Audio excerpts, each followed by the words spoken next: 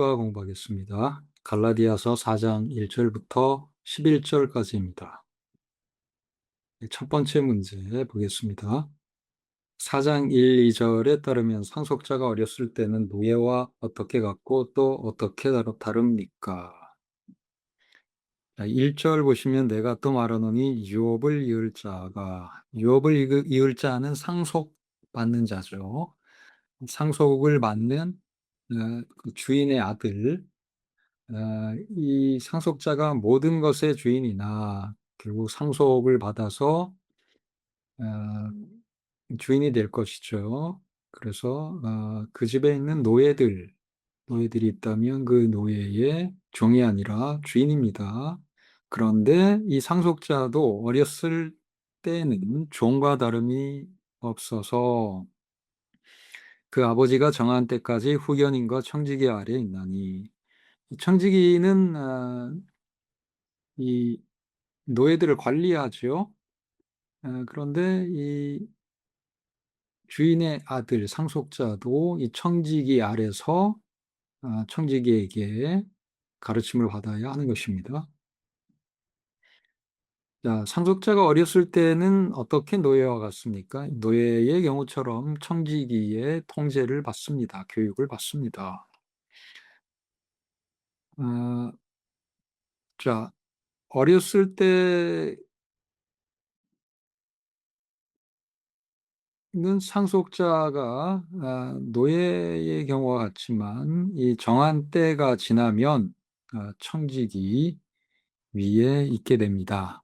더 이상 청지기의 통제를 받지 않게 되지요.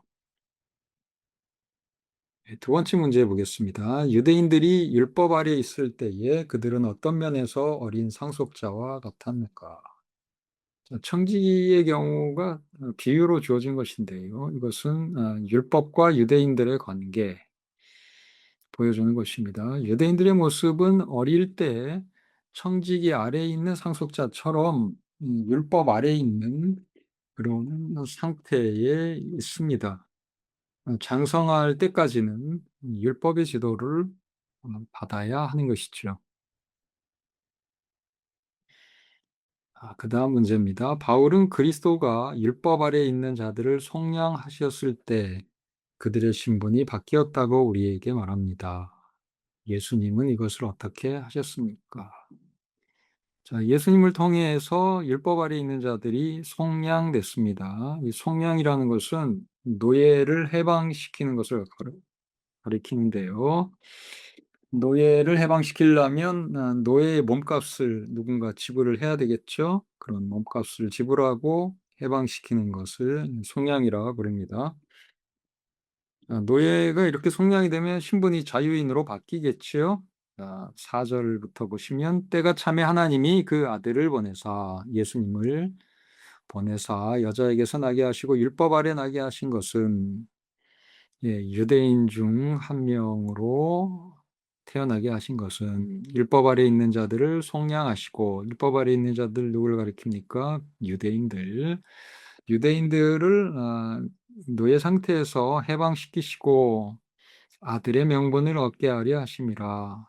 신분이 노예에서 속량될 뿐만 아니라 하나님의 아들의 명분, 입양되어서 하나님의 아들, 하나님의 자녀가 되게 하신 것입니다. 6절, 너희가 아들이므로 하나님이 그 아들의 영을 우리 마음 가운데 보내서 아빠, 아버지라 부르게 하셨느니라.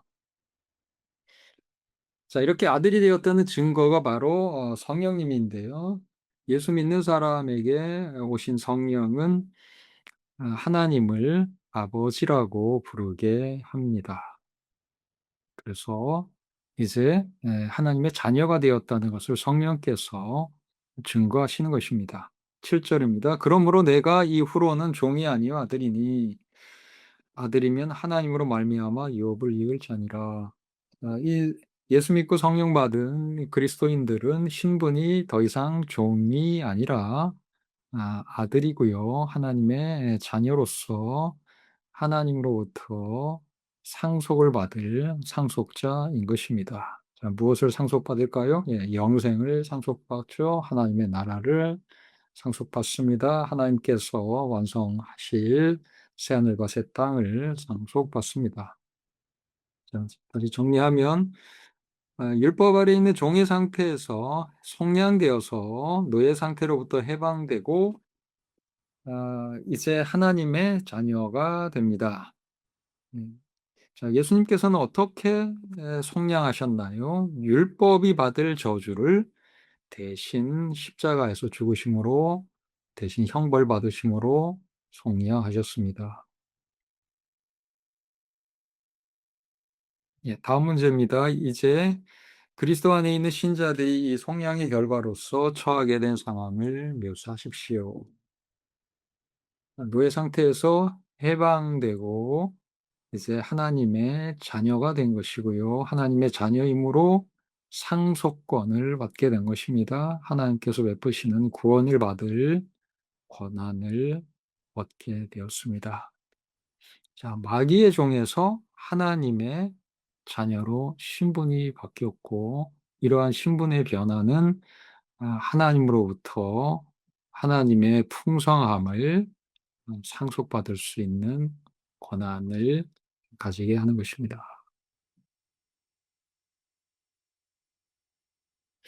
다섯 번째 문제 보겠습니다. 입양된 자녀는 때때로 자기가 생물학적 자녀만큼이나 그 가족의 참된 일원인지 믿는 것을 힘들어합니다.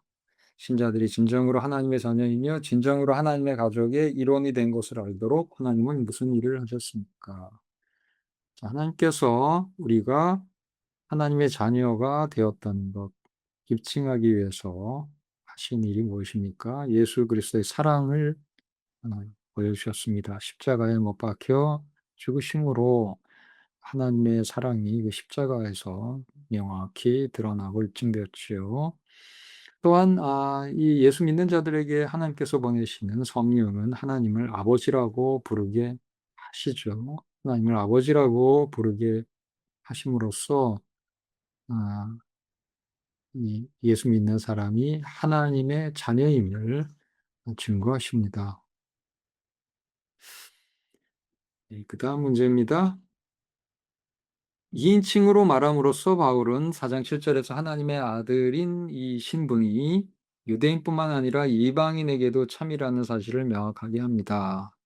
유대인만이 아니라 이방 그리스도인들도 예수 믿을 때 하나님의 자녀가 되었다는 것을 바울이 명확히 하고자 2인칭으로 너희가 하나님의 아들이 되었다. 2인칭으로 표현하죠.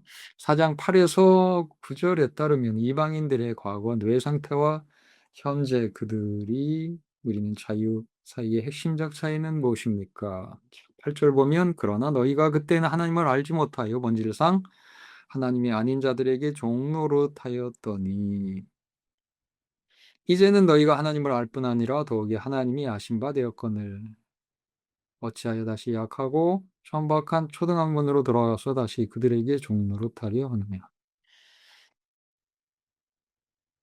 예, 어떤 차이가 있습니까? 과거에 노예 상태는 하나님이 아닌 자들에게 종노릇했습니다.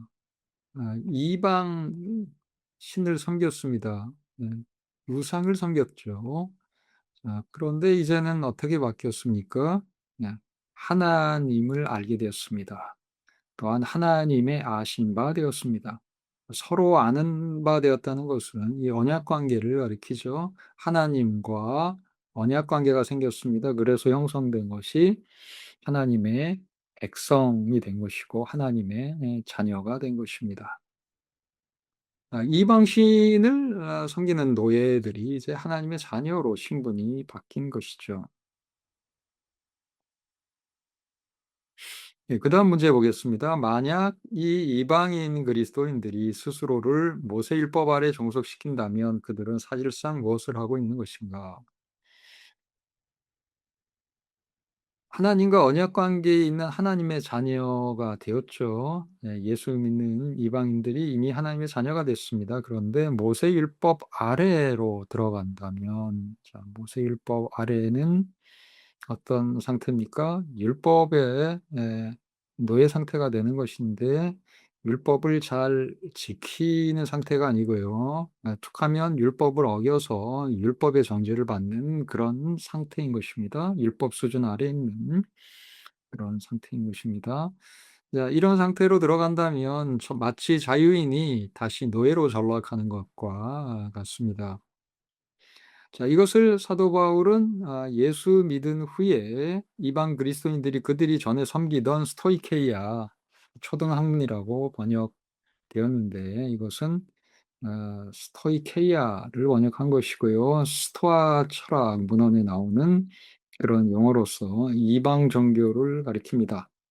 예, 다시 이 하나님의 자녀가 된 사람들이, 이방 그리스도인들이 이방 종교로 돌아가는 것과 유사한 일이 발생하는 것이다. 다시 할례를 받고 이 율법을 지켜보려고 하지만 오히려 지키지 못하는 그런 유대인처럼 된다면, 그것은 이방 그리스도인들이 예수 믿은 후에 다시 이방 종교로 돌아가는 것처럼 어리석은 일이다라고 사도 바울은 지적하고 있습니다.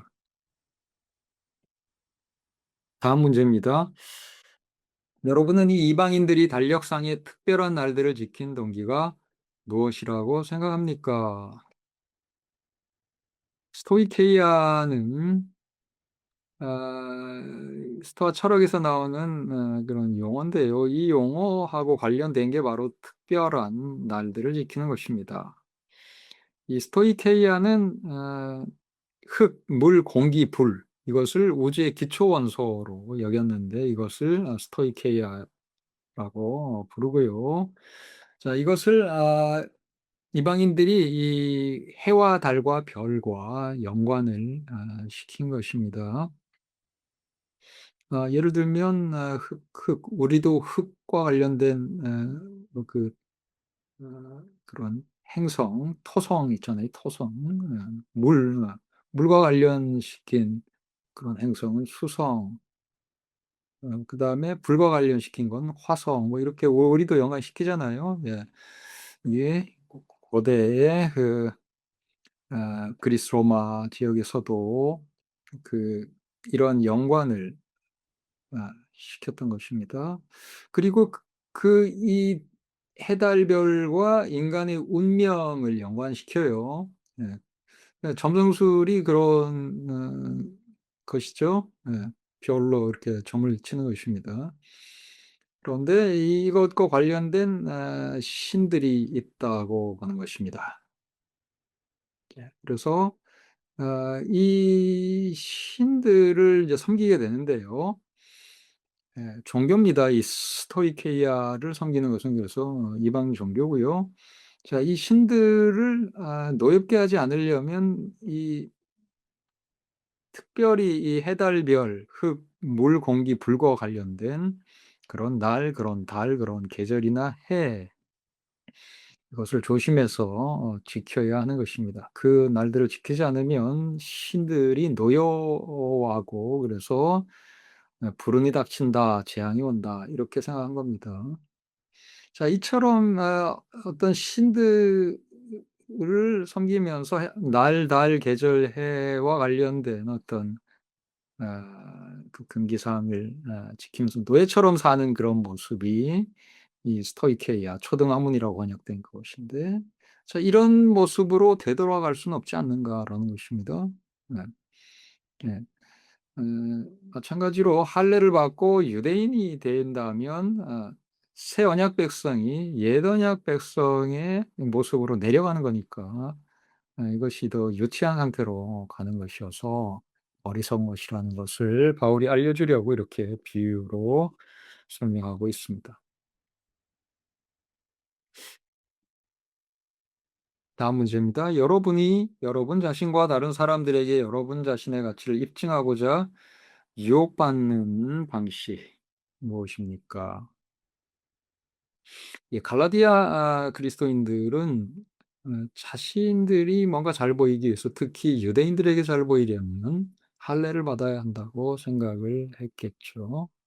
그래서 유혹을 받았습니다. 우리가 할례를 받고 참 유대인이 될까? 할례를 받을까 하는 유혹을 받았죠. 어, 자, 할례를 받게 되면 유대인들이 박해를 안 하게 되겠죠. 네. 음 할례 안 받고 이방인으로서 예수 믿는 사람들을 유대인들은 로마 당국에 고발을 해서 박해를 받게 합니다. 그런데 할례를 받아 버리면 그런 박해가 없어지겠죠. 또 이것도 유혹이 될 것입니다.